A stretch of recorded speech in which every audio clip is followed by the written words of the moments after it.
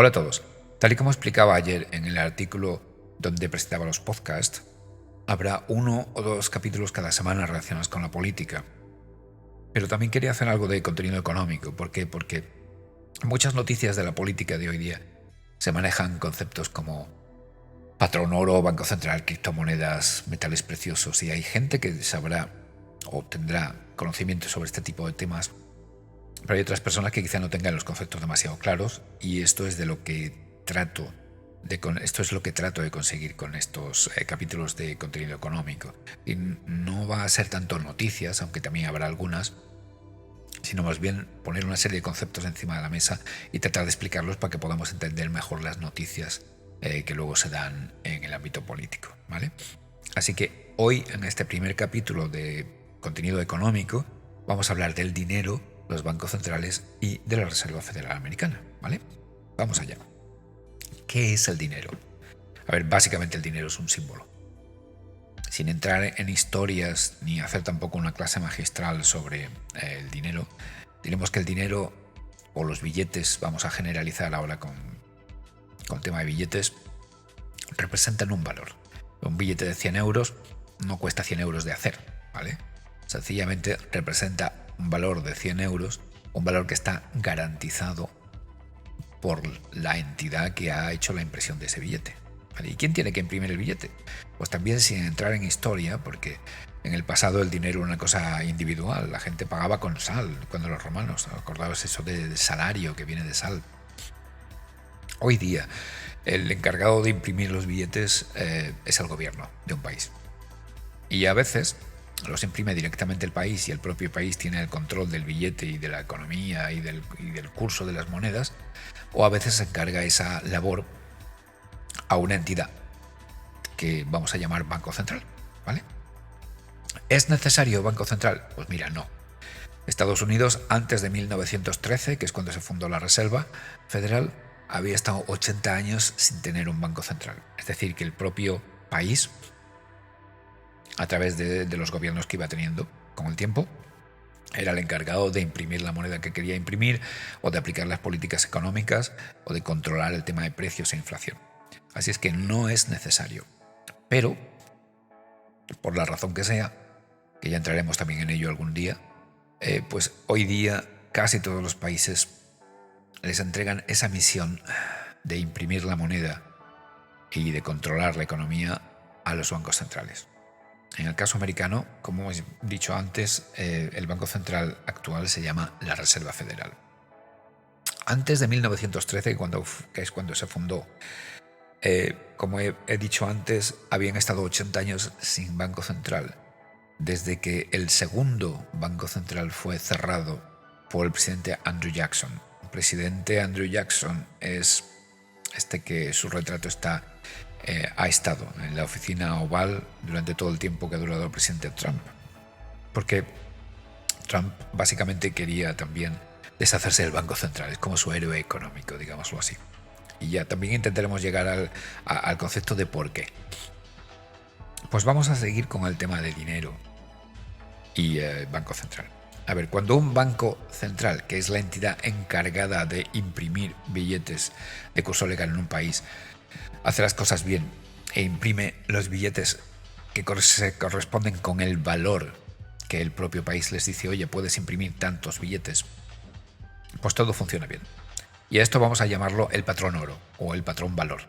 Es decir, imprimimos los billetes suficientes para cubrir el valor que ese país tiene almacenado en sus bóvedas, en forma de metales preciosos, títulos, propiedades, o en forma de otros conceptos como puede ser el valor de las empresas y compañías del país, etcétera, etcétera, etcétera. Pero fijaos que aquí, cuando se trata de que hemos dado esa tarea a una entidad como un banco central, que básicamente es una corporación privada, está también en juego el tema de que el banco haga su trabajo bien. Porque ¿qué pasa si el banco imprime más billetes de los que el país le ha mandado? ¿Os habéis parado a pensar en eso? Vale. Hablemos de Estados Unidos. Oye, mira, que vamos a imprimir $1.000.000, porque resulta que tengo $1.000.000 en oro. Y la Reserva Federal dice, bueno, voy a imprimir $1.000.000, se los entrego al gobierno y ya está. Pero ¿qué pasa si el banco imprime más billetes del oro que hay almacenado? ¿Vale? Este es el eterno problema que estamos teniendo en la economía en los últimos 50-60 años. ¿Y por qué? Mayormente en estos últimos 50 o 60 años, pues veréis. Porque hasta 1970, de una manera u otra, el patrón que se tenía para la impresión de los billetes de curso legal en los países, en los diferentes países, era el patrón oro. Es decir, se imprimía dinero que se correspondía con el valor que tenía almacenado ese país. No tiene por qué ser todo oro, puede ser oro, propiedades, como ya hemos dicho antes, valor de empresas, etc. Pero a partir de 1970 hubo un cambio fundamental en la política económica, y es que con el presidente Nixon y con el secretario de Estado Kissinger se decidió irse del patrón oro para pasar al patrón de moneda fiat, o también llamado el patrón del petrodólar, porque fue lo que se instauró en esa época. Básicamente el tema viene de un poquito antes. Como dije, la Reserva Federal se fundó en 1913, pero fue después de la Segunda Guerra Mundial cuando hubo una especie de acuerdo, digámoslo así, de que la moneda americana sería la moneda en la que se intercambiarían operaciones comerciales en todo el mundo, ¿vale? Y ya llegó una serie de tensiones que hubo, que sí con el precio del oro, que patatín, patatán, que el oro es una especulación, que yo no sé qué, que yo no sé cuánto, sirvió de excusa, vamos a decirlo así, para pasar del patrón oro al patrón de moneda fiat o al patrón del petrodólar, como queremos llamarlo. Ya veremos en capítulos siguientes cómo los grandes banqueros centrales, los globalistas, han tenido mucho que ver en esta decisión, más que nada porque ha sido para su propio beneficio. Pero hoy día, estos primeros 6 o 7 minutos que llevamos de programa, lo único que quiero que tengamos claro es que el dinero es un símbolo que se imprime por parte de los países, que los países entregan esa misión de imprimir el dinero y controlar la economía algunas veces a unas entidades llamadas bancos centrales, y que si esos bancos centrales hacen su labor correctamente, cuando estamos hablando del patrón oro, que es lo que ocurría antes de 1970, solamente pueden imprimir los billetes que se corresponden con el valor que el país tiene, o después de 1970, que es cuando se pasó al patrón petrodólar o a la moneda fiat, que es como la llamamos ahora, que es cuando los bancos centrales emiten billetes sin tener relación con el valor del país. Es decir, pueden emitir muchos más billetes del verdadero valor que tiene el país. Y queridos amigos, este es el verdadero problema que tenemos hoy, ¿vale? Ya hablaremos de los globalistas y los dueños de estos bancos centrales, pero básicamente el problema que tenemos hoy es que hay mucho más dinero en circulación que el verdadero valor que debería de representar ese dinero, ¿vale? Si nos paramos a pensar, la verdad es que la excusa es perfecta, porque cuando tienes que imprimir solamente el dinero que puedes respaldar con tu valor, con el oro que tienes detrás, propiedades, contratos, valor de empresas, etc., pues tienes una cifra concreta. Pero claro, cuando se pasa al sistema del petrodólar, la gente empezó a imprimir dinero basándose en las reservas estimadas de petróleo que podía tener el país, ¿no? Como pasa, por ejemplo, en Estados Unidos o en muchos países árabes que tienen muchas reservas de petróleo. Entonces, que de por sí el cambio del patrón del modelo patrón oro al modelo patrón petrodólar ya de por sí es una estafa, porque te permite simular un valor que tu país no tiene. Porque claro, si tú dices que tú tienes el triple de reservas de petróleo de las que en realidad tienes, pues teóricamente eso te permitiría imprimir el triple de billetes, ¿vale? Si lo pensamos bien, la verdad es que como estafa está muy, muy, muy brillantemente elaborado el tema. Y bien, una vez expuestos estos dos conceptos del patrón oro o el patrón petrodólar, pues vamos a hablar de los buenos y los malos. A ver, supongamos que tenemos un país, vamos a decir Estados Unidos, y tenemos a la gente que está encargada de imprimir el dinero, que es la Reserva Federal, y supongamos que esa gente son los malos, ¿vale? Son malos en general. Bueno, pues pueden pagar a quien quieran porque ellos pueden imprimir el dinero sin tener un valor detrás. Y además, vaya como ejemplo el tema de que a la Reserva Federal nunca se le ha hecho una inspección. Vale, es otra de las cosas que quería hacer Donald Trump y que los demócratas no le han permitido hacer para nada, porque el día que se inspeccione la Reserva Federal van a caer, pero chispas por todos lados. Entonces, si tenemos a los malos que pueden imprimir el dinero que les dé la gana y con ese dinero pueden pagar a quien les dé la gana para que se haga lo que ellos quieran, entonces tenemos una ventaja inmensa. Estos tíos, estos nunca jamás en la vida van a querer que se abandone el patrón petrodólar, ¿vale? Porque si ellos pueden imprimir lo que quieran, pagar lo que quieran para hacer lo que ellos quieran, hombre, salir de ese sistema sería una locura, ¿vale? Pero también hay inconvenientes, incluso para los malos, ¿eh? Porque fijaos lo que ocurre. Si tú inundas un país, por ejemplo, Estados Unidos, con muchísimos más millones de dólares que las cosas que realmente se pueden comprar dentro de ese país, ¿qué es lo que ocurre? Pues que los precios suben.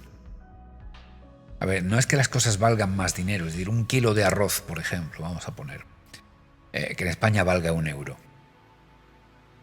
Si nos vamos a Estados Unidos a comprar ese kilo de arroz y que también valga $1, pero inundamos el país con millones y millones y millones de dólares hasta el punto de que, bueno, que llega un momento en que hay escasez de arroz, entonces la gente dice, hombre, yo sé que un kilo de arroz vale $1, pero como ahora no hay mucho arroz y yo tengo muchísimo dinero, pues puedo pagar $2 por él.